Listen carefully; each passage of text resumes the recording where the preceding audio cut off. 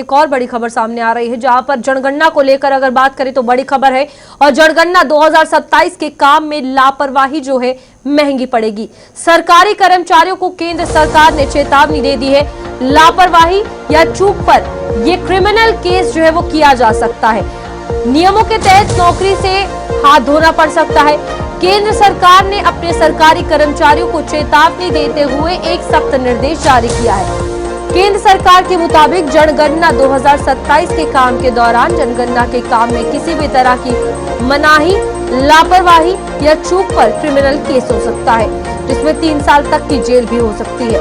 सरकार ने चेतावनी दी है कि ड्यूटी न मानने पर सख्त कानूनी कार्रवाई की जाएगी। जनगणना एक्ट 1948 के सेक्शन 11 के तहत नियम तोड़ने वालों को 3 साल तक की जेल, जुर्माना या दोनों हो सकते हैं। इसके अलावा सरकारी कर्मचारियों पर नियमों के तहत डिपार्टमेंटल कार्रवाई में खराब सर्विस रिकॉर्ड से लेकर सस्पेंशन, सैलरी में कटौती या नौकरी से भी निकाले जाने जैसी सजा मिल सकती है।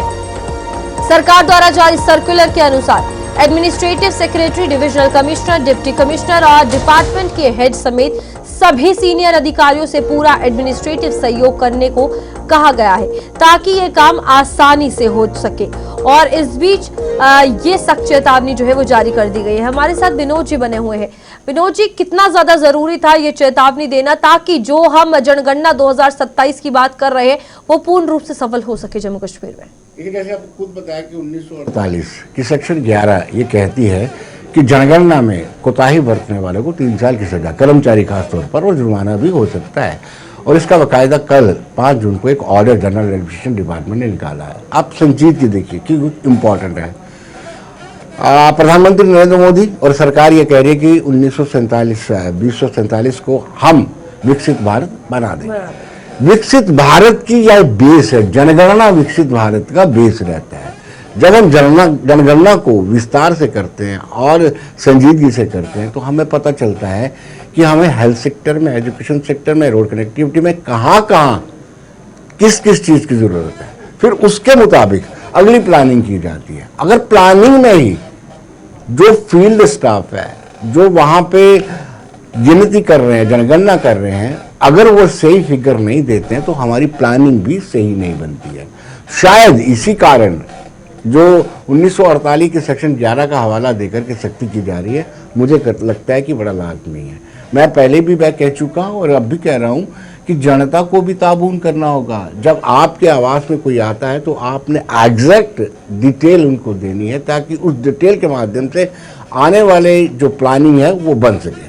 यहाँ पर ट्रांसपेरेंसी की बात आती है और एक ट्रस्ट की अगर बात करें कि जो हमारा डेटा लेने आ रहा है वो सही में वहाँ से कर्मचारी, अधिकारी है जिसे जनगणना के लिए रखा गया है, ये जनता बहुत ज़्यादा सोच रही है इस वक्त अगर बात करें। क्योंकि ऑनलाइन पोर्टल भी जो है वो कुछ समय के लिए खोला गया था, तब भी लोग डर के मारे या इतना कॉन्फिडेंटली जो है वो अपनी इंफॉर्मेशन नहीं भर पा रहे थे।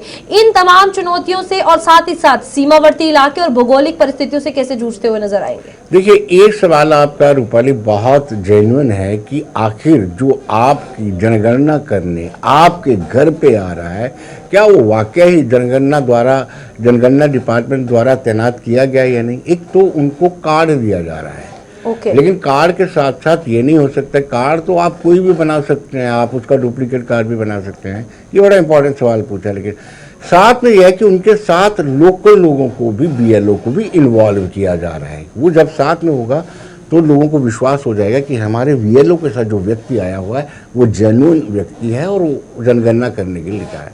ये संशय अभी भी बना हुआ है, लेकिन लोगों को इस संशय से दूर करना होगा और अपनी डिटेल, ये डेटा जो है ये वेबसाइट पे चढ़ जाता है, ये तो नहीं आप छुपा सकते हैं, इसको कोई भी देख सकता है। इसलिए आपको जेन्युइननेस उसकी देखनी है तो उसका कार्ड, उसके साथ जो लोकल व्यक्ति होगा वो आपको बता देगा।